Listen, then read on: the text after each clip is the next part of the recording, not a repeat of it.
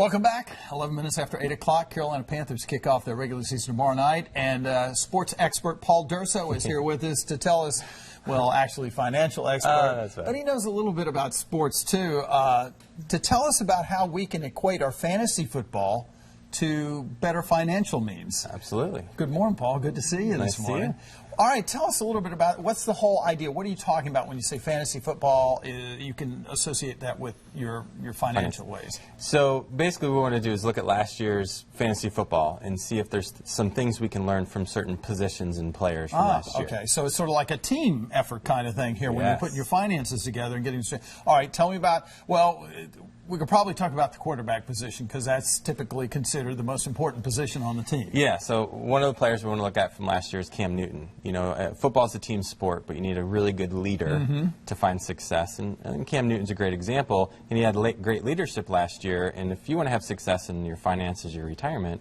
you've got to surround yourself with really good professionals, but you need to lead the charge, so to speak, on what you want for your future. Okay, good. And then we've got the running back. So, you know, Doug Martin's one of the ones I want to highlight from last year. Been in the league a little while, but didn't really show his full potential. And one of the things we can learn from him last year, he showed his full potential, is second in the league in rushing.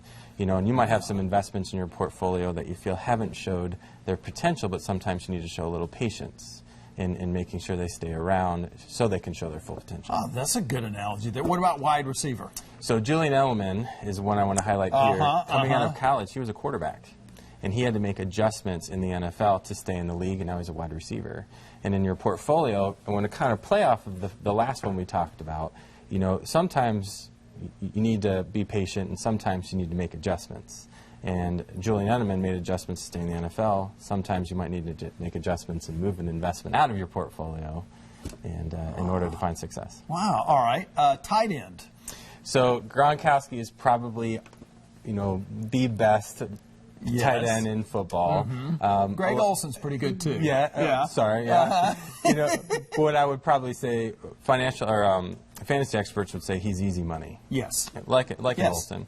You know, one of the things we can learn from that is in finance, I wouldn't go as far as to say there's easy money, with the exception of matches on a 401k. So if you're in a position where you have a match in a 401k, there's not a whole lot of reasons why you should not accept that. So it'd be advisable to entertain a match. All right, we got about 15 seconds left. The kicker. Discipline. What good is having a financial plan if you don't have the discipline to follow through with it? That's really good. Wow, this is really some good information. I like the way you put that, and it's very appropriate to this season too. So, Paul Durso with Durso Capital Management. It's good to have you with us again, Paul. Good to see you. Come back soon. We'll talk more football too. Sounds good. All right. 14 minutes after 8. We'll be back right after this.